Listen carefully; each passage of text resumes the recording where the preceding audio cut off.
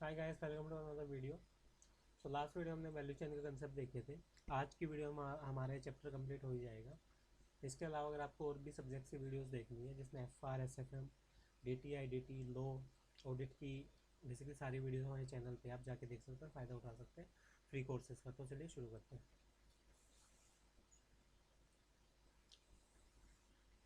तो सबसे पहले है value chain approach for assessing the complete advantage. Complete advantage को कैसे देते हैं वैल्यू चेन को। So value chain model use किया जाता है बिजनेस के द्वारा। So value chain model used by business to assess the competitive advantage. Competitive advantage को assess करने के लिए यूज़ किया जाता है। Company must not only focus on the end product. Company केवल एंड प्रोडक्ट पर फोकस नहीं करती, प्रोसेस और एक्टिविटीज़ पे भी फोकस करती है, क्या क्या प्रोसेस के थ्रू प्रोडक्ट बन रहा है। तो value chain approaches better understand करते हैं competitive advantage in following areas में।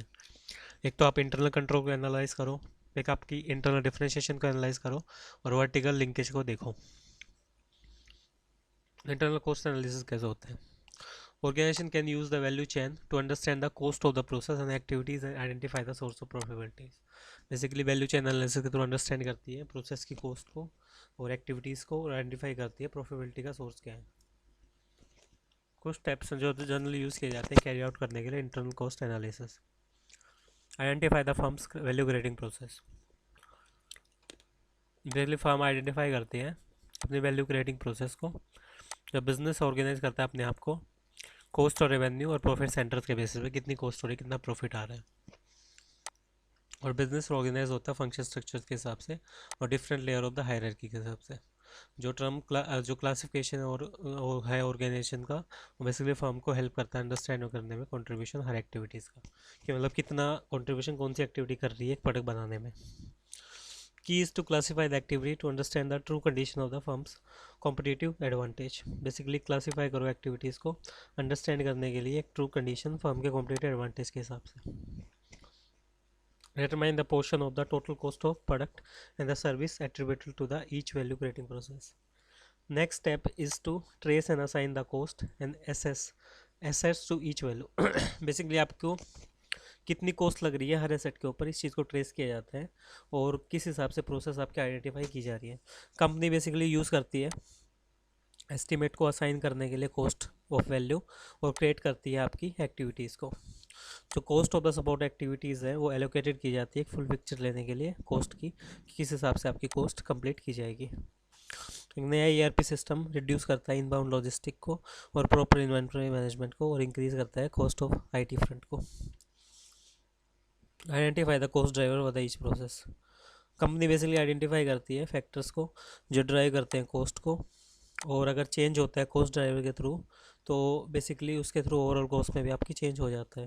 जो नेक्स्ट स्टेप होता है इंटरनल कॉस्ट एनालिसिस का, वो आइडेंटिफाई करता है फैक्टर्स को और कॉस्ट को डिटरमाइन करता है आपकी वैल्यू क्रिएटिंग प्रोसेस के हिसाब से, किस हिसाब से आपकी वैल्यू क्रिएट हो रही है। Management accounting system basically reveal करता है कॉजेज़ को और फैक्टर्स को जो सिग्निफिकेंट इंडिविजुअल कॉस्ट के हिसाब से काम कर रहे हैं, और use of the single output और the value measure to assign the cost.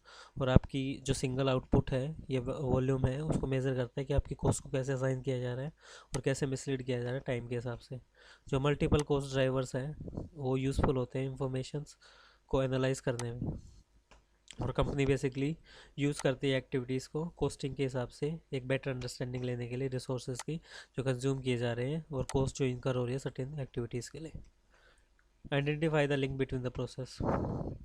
Value chain analysis consider करता है इंडिविजुअल वैल्यूज़ को और एक्टिविटीज़ को जो सेपरेट और डिस्क्रीट हैं, और जो इंडिविजुअल्स एक्टिविटीज़ हैं वो इंडिपेंडेंट हैं और एक्सपेक्टेड नहीं है फंक्शंस के हिसाब से। जो काफ़ी एक्टिविटीज़ हैं वैल्यू चेन में इंडिपेंडेंट होती है और जो लिंकेज होती है इन एक्टिविटीज़ के बीच में इम्पैक्ट करती है टोटल कॉस्ट को। जो कॉस्ट इंप्रूवमेंट प्रोग्राम्स है वैल्यू चेन में वो लोअर करते हैं और इंक्रीज़ करते हैं कॉस्ट की दूसरी प्रोसेसेस को। ट्रेडिशनल जो फार्म्स हैं और बिजनेसेस हैं वो अडोप्ट करते हैं आपकी कॉस्ट रिडक्शन टेक्निक्स को, और जो अप्रोच है वो बेसिकली सॉल्व नहीं करता एक्चुअल प्रॉब्लम को। कॉस्ट अगर आपकी रिड्यूस हो रही है, अगर आपकी अप्रोचेस बेसिकली फोर्सफुल रिड्यूस करते हैं कॉस्ट को, तो बेसिकली मार्केटिंग एरियाज में आप जा सकते हो और इम्पैक्ट करता है आपकी सेल्स में। तो ये चीज़ें हो सकती हैं। इंटरनल डिफरेंशिएशन कैसे हो सकते हैं। Company can also use the value chain to create and offer the superior differentiation to a customer. Company value chain use कर सकती है एक सुपीरियर डिफरेंशिएशन देने के लिए कस्टमर्स को फोकस किया जाता है कि आप अपनी वैल्यू को बढ़ाओ जो कस्टमर्स को दी जा रही है कंपनी के प्रोडक्ट में और सर्विसेज में जो ऑफर की जा रही है। फर्म बेसिकली आइडेंटिफाई करेगा, एनालाइज करेगी वैल्यूज़ का जो प्रोसेस को क्रिएट कर रही है और कैरी आउट कर रही है डिफरेंशियल एनालिसिस। कंपनी बेसिकली ये भी आइडेंटिफाई करेगी जो एक्टिविटीज़ वैल्यू चेन में ली जा रही है वो बेसिकली डिलीवर करने के लिए ज़रूरी है प्रोडक्ट्स को, और जो डिफरेंशिएशन कम आ रहा है वेरियस एक्टिविटीज़ के थ्रू वो सही से हो रहा है नहीं।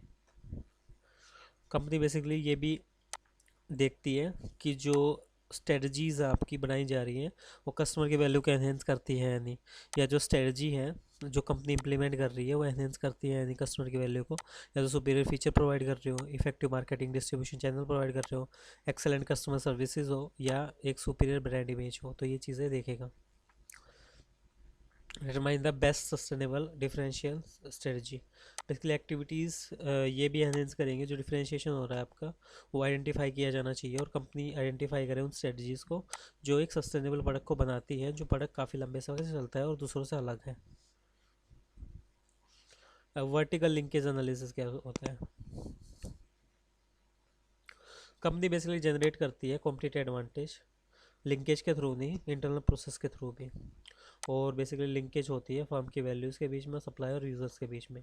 एक वर्टिकल लिंकेज एनालाइज करती है आपके अपस्ट्रीम और डाउन स्ट्रीम एक्टिविटीज़ को जो इंडस्ट्री के थ्रू किया जा रहा है, और जो एनालिसिस होता है एंका पास करता है एक्टिविटीज़ को जो beginning at the source of raw material है, ending at the final delivery of the product है कस्टमर्स के रिगार्डिंग। कंपनी बेसिकली अंडरस्टैंड करती है अपनी इंटरनल वैल्यू चेन को और इंडस्ट्री वैल्यू चेन को, किस हिसाब से हम काम करेंगे। A company might not carry out of the activities in the entire value chain of the industry. Basically company अपनी सारी एक्टिविटीज़ को पूरा नहीं करेगी एक इंडस्ट्री के तहत। It might not be in the position to obtain the information. Basically position में नहीं होती कि इंफॉर्मेशन को ऑब्टेन कर सके कॉस्ट और रेवेन्यू के रिगार्डिंग हर प्रोसेस में, और कैरी आउट कर सके इंडस्ट्री के हिसाब से। जबकि इंफॉर्मेशन प्रोवाइड की जा रही है फॉर्म में वो ज़रूरी होती है वर्टिकल लिंकेज एनालिसिस के लिए। कंपनी आइडेंटिफाई करेगी कॉस्ट ड्राइवर को हर प्रोसेस के हिसाब से और value chain of the industry के हिसाब से जो आपके इंटरनल वैल्यू एनालिसिस में दिया जा रहा है। कंपनी बेसिकली आइडेंटिफाई इवेल्युएट भी करेगी अपॉर्चुनिटीज़ को सस्टेनेबल कॉम्पिटिटिव एडवांटेज में जो आपकी इंडस्ट्री वैल्यू चेन एनालिसिस में पूरी हो रही है।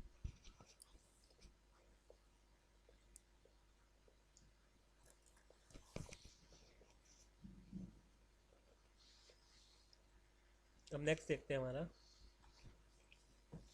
विजन, मिशन, ऑब्जेक्टिव और एससीएम क्या होता है। कंपनी का मिशन स्टेटमेंट क्या होता है? Statement of the company's reason to be is seek to answer the question why does the company exit. Basically एक ही कंपनी का बताता है कि कंपनी क्यों एग्जिट कर रही है, क्या करना चाहती है वो लंबे टाइम के लिए। Statement of the organisation purpose help in addressing the question. Basically आपको हेल्प करते हैं इन क्वेश्चन को आंसर करने में। What kind of product with the company offer, किस टाइप के कंपनी प्रोडक्ट ऑफर कर रही है। प्राइमरी मार्केट क्या है, कहाँ पे वो सर्व करना चाहती है, किस टाइप के कस्टमर्स हैं जिनको कंपनी टारगेट कर रही है, और एरिया ऑफ द ऑपरेशन क्या है, कहाँ पे टारगेट कर रही है। जो कंपनी का विज़न होता है वो बेसिकली ये बताती है कंपनी क्या अचीव करना चाहती है। Vision statement must B challenging and the generally states on the ambitious future. Basically vision statement आपके एम्बिशियस फ्यूचर के बारे में बताता है, कितना अच्छा आपका फ्यूचर है। A good vision statement must be motivate the employees and manager to work toward the common organisation goals. एक अच्छा विजन बेसिकली ये बोलता है कि आप अपने कॉमन ऑर्गेनाइजेशन गोल्स की तरफ काम करो। जो कंपनी का ऑब्जेक्टिव गोल्स होता है, लाइक अब नेक्स्ट देखें, जो कंपनी के ऑब्जेक्टिव और गोल्स हैं वो प्रिसाइज और मेजर्ड होते हैं फ्यूचर स्टेट्स के हिसाब से।